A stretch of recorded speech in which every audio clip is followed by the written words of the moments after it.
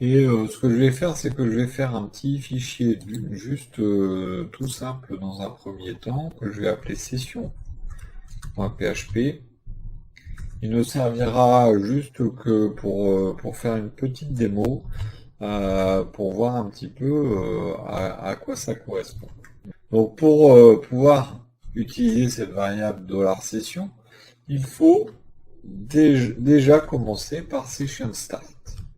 Session start, ça veut dire je démarre ma session. Si elle existe déjà, eh bien je récupère cette session. Si elle n'existe pas encore, je la crée. Je vais pouvoir dire par exemple $session.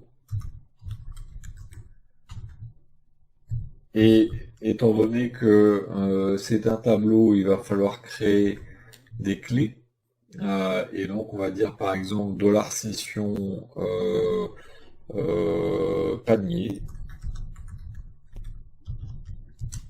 égal et je vais mettre par exemple un tableau vide. Donc, écho prêt. Vous avez l'habitude de me voir écrire ces lignes. Hein. Slash prêt, c'est histoire de bien formater. Et donc, par exemple, mon panier, je vais dire que à l'intérieur, j'ai produit, et je vais avoir un autre tableau avec une brouette, une dameuse, une chaise, peu importe. Mais bien sûr, ça, cette session, cette variable session, je ne suis pas obligé d'être sur cette page pour l'avoir. Je vais également pouvoir y accéder depuis n'importe quelle page. Donc, par exemple, lorsque je me connecte, on a créé donc la session, la partie user de notre session. Imaginons que je vais me connecter, donc ce que je vais faire, c'est que je vais me mettre, tiens, juste après connexion ici, et je vais copier le vardump. Je vais juste faire le vardump de session dans ma connexion. Je vais mettre ça là, après mon H1. Hop.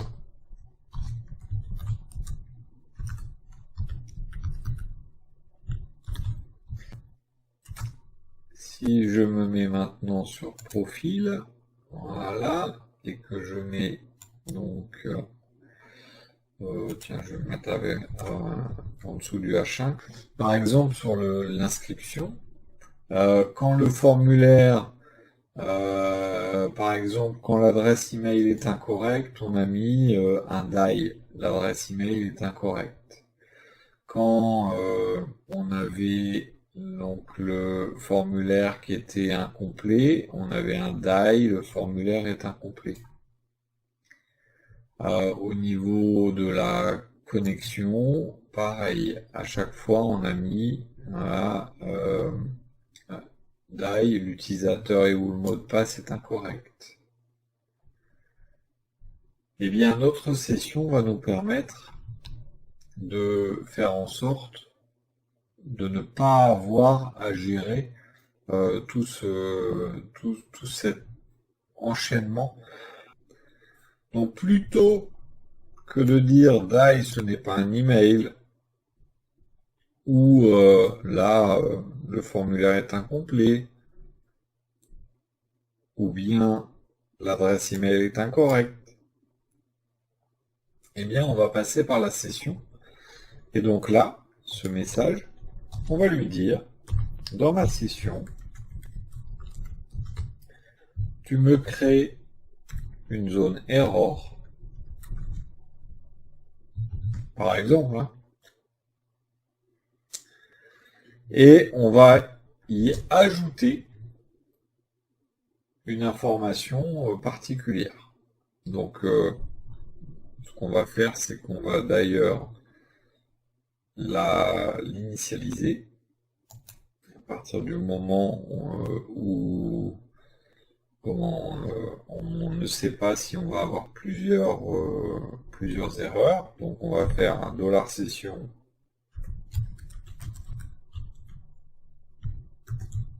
error. Là, égal, et on va faire un tableau. Et là, on va faire un push. Donc, je vais mettre des guillemets, des crochets vides. Donc, je vais ajouter une information. Et dedans, je vais mettre un tableau qui va me dire, hop, un message. Non, d'ailleurs, autant pour moi. Je ne vais pas mettre un tableau, je vais mettre juste le message. On va push à l'intérieur. Voilà, l'adresse email est incorrecte. Donc si on a une autre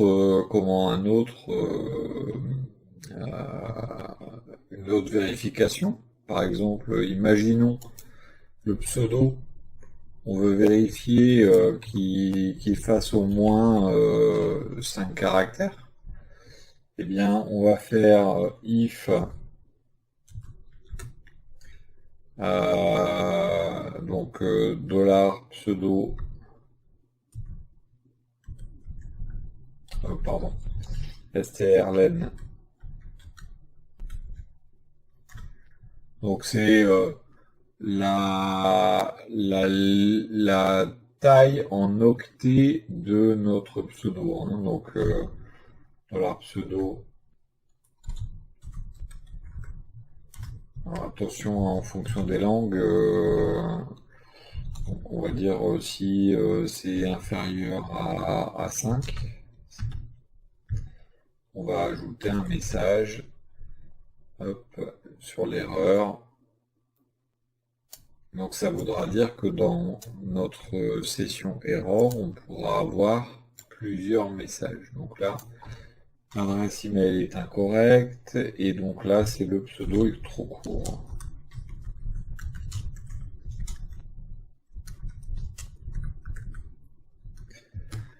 Donc là, je vais avoir la longueur du pseudo, je vais avoir l'email. Donc là, j'ai deux erreurs potentielles. Et là, ce que je vais faire, c'est que la suite, en fait, je ne la fais que si error est vide. Donc là, je vais mettre un if, $session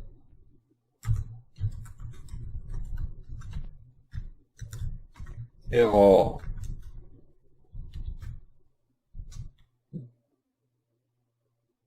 égale à tableau vide. Si c'est vide, et seulement si c'est vide, je fais la suite. Donc là, je suis en train de descendre jusqu'à la fin. Hop, voilà. Donc là, si j'ai un tableau vide, je passe à la suite. Sinon, bah, on va voir comment ça va marcher. Et là, je vais faire pareil. Je vais marquer $session error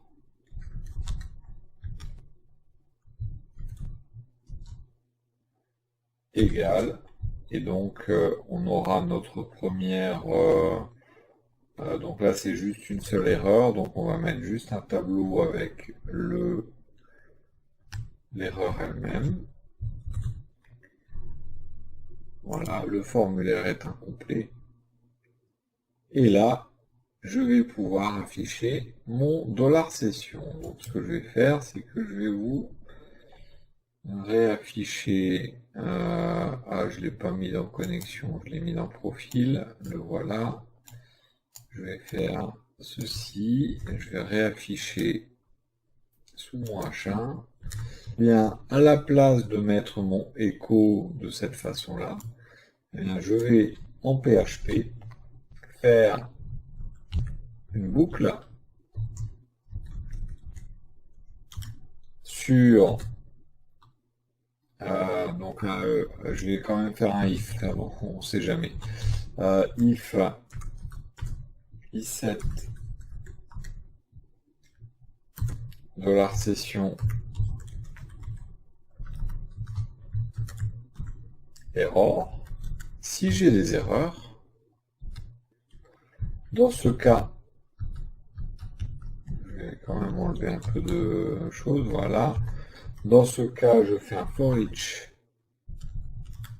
de $session error as $message par exemple.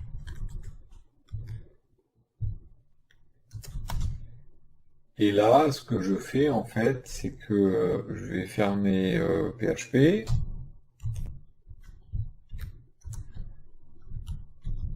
Je vais rouvrir PHP.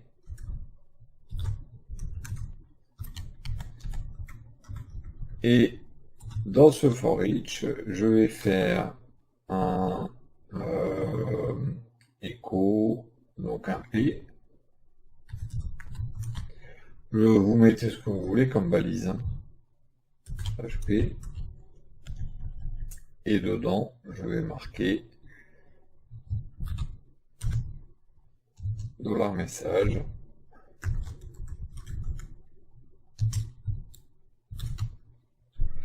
Ça aurait été, oui, ça aurait été très simple de faire un écho en fait.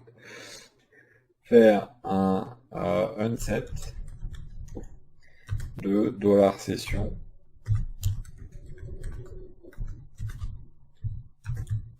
error. Dans connexion, on va faire exactement la même chose, c'est-à-dire que on va faire toute cette boucle. Alors la boucle en question ici, elle va être standard partout. Partout où on va vouloir afficher un message. Donc connexion, je veux afficher le message juste avant le formulaire, je vais faire pareil. Voilà, exactement la même boucle. Et simplement, donc au niveau de la gestion des erreurs, eh bien là, je vais mettre $session $session error. Je push dedans. Hop là. C'est ça. Et je push cette erreur. Ce n'est pas un email. Et donc, on va faire la même vérification que tout à l'heure. Hein, le if session error qui est vide. On peut faire à la fin, là, ici. Donc, il faut penser d'ailleurs à l'initialiser. Autant pour moi, j'ai zappé celle-là. Voilà. Donc je crée mon if, je mets dedans tout ce qui permettait de récupérer les infos du user, parce que ça sert à rien de connecter l'utilisateur si c'est pas une adresse email valide. Ensuite, là, on a exactement le même principe. Donc, ça veut dire que là, je vais utiliser session error égale de nouveau pour cette partie-là. Si l'utilisateur n'est pas bon,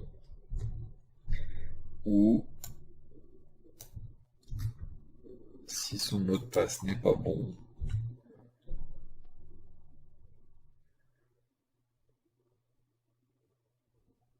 Et donc là, encore une fois, on va revérifier. Donc on pourrait optimiser, hein, c'est juste que je garde la même structure. Donc on vérifie. Donc si session error n'est pas est vide, dans ce cas-là, je connecte. Donc grâce à la session PHP, j'entends, hein, grâce à cette session, eh bien, vous avez la possibilité de mettre en œuvre directement les informations que vous souhaitez, les afficher, hein, directement et les faire passer surtout d'une page à l'autre. Donc depuis le début, notre panier passe d'une page à l'autre sans aucun problème. Tant qu'on n'y touche pas, ça reste. Et tant qu'on ferme pas le navigateur, ça reste.